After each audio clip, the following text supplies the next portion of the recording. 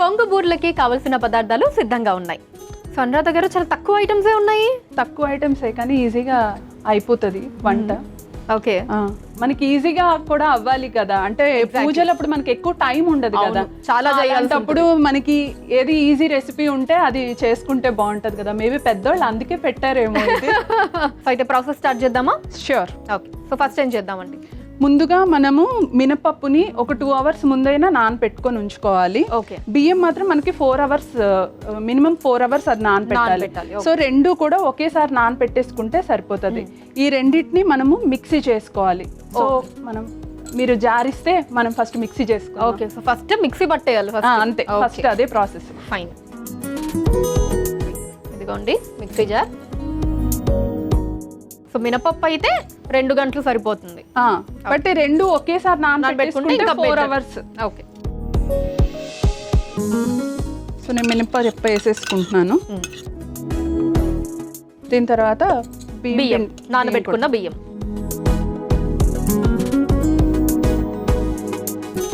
So equal quantity ఉండాలి. మినపప్పు మనం ఎంత తీసుకుంటే బియ్యం కూడా అంతే క్వాంటిటీ. సో ఇప్పుడు నేను ఇది ఒకసారి గ్రైండ్ చేస్తాను. కొంచెం గ్రైండ్ చేసి కొంచెం నలిగిన తర్వాత అప్పుడు ఇందులోనే మిగతా ఇంగ్రీడియంట్స్ కూడా వేయాలి. ఫస్ట్ గ్రైండ్ చేద్దాం. ఓకే అండి, మిక్సీ పట్టుకొని వచ్చేయండి. మిక్సీ అక్కడ ఉంది.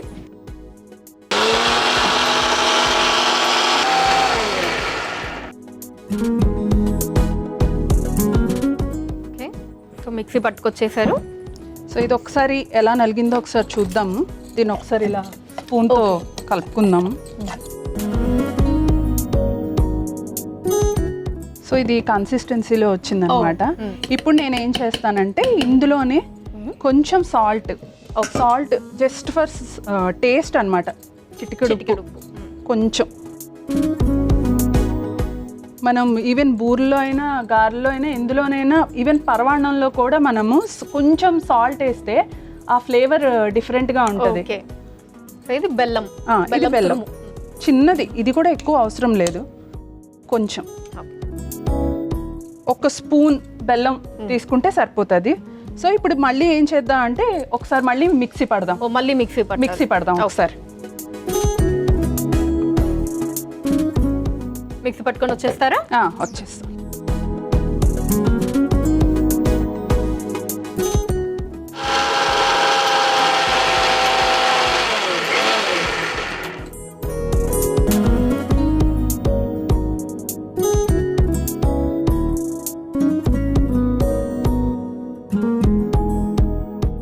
సో ఇదిగోండి, ఒకసారి మనం చూద్దాం. సో మనకి ఈ కన్సిస్టెన్సీ వచ్చే వరకు మిక్సీ పట్టుకోవాలి. అయితే ఫైన్. సో నెక్స్ట్ ఏంటండి? మిక్సింగ్ బౌల్ ఇస్తే అందులో వేసుకుందాం. ఓకే, ఇది. సో నేను ఇది ఇందులోకి ట్రాన్స్ఫర్ చేసేస్తున్నాను. సో మీరన్నట్టే మరీ థిక్గా లేదు, జారుగా లేదు. అండ్ ఇంకోటి ఏంటంటే ఇప్పుడు ఇది ఫ్రెష్గా చేసాం కాబట్టి ఓకే, కానీ జనరల్గా బియ్యం పిండి ఏమైపోతుంది అంటే కొంచెంసేపటికి గట్టిగా అయిపోతుంది.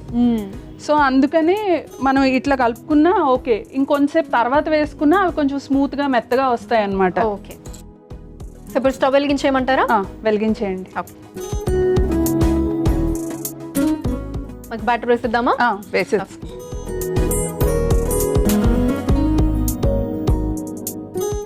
చిన్న స్పూన్ తోటి వేసేయడమే.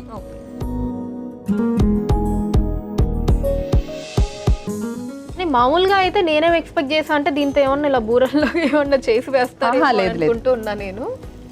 అంతే, సింపుల్ రెసిపీ. ఓకే,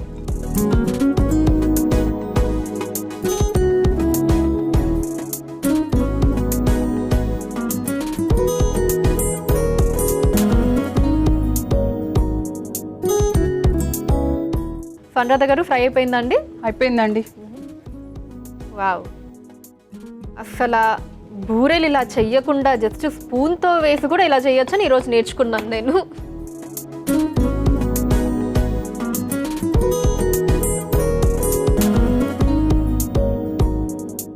పొంగు బూరెలు రెడీ. ఓ సూపర్ అండి. విజయనగరం ప్రసాదం. నైస్. సో దీన్ని నేను సర్వింగ్ ప్లేట్లోకి షిఫ్ట్ చేస్తాను. షూర్.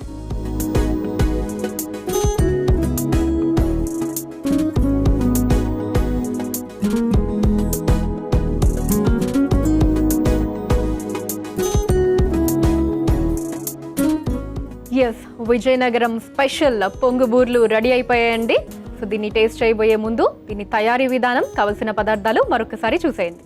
పొంగు బూరెలకి కావలసిన పదార్థాలు: నానబెట్టుకున్న మినపప్పు, నానబెట్టుకున్న బియ్యం, ఉప్పు, బెల్లం, నూనె. పొంగు బూరెలు తయారు చేసుకునే విధానం: ముందుగా ఒక మిక్సీ జార్లో నానబెట్టిన మినపప్పు, నానబెట్టుకున్న బియ్యం వేసి మిక్సీ పట్టుకోవాలి. తర్వాత అందులో ఉప్పు, బెల్లం వేసి మిక్సీ పట్టుకొని ఒక మిక్సింగ్ బౌల్లోకి తీసుకోవాలి.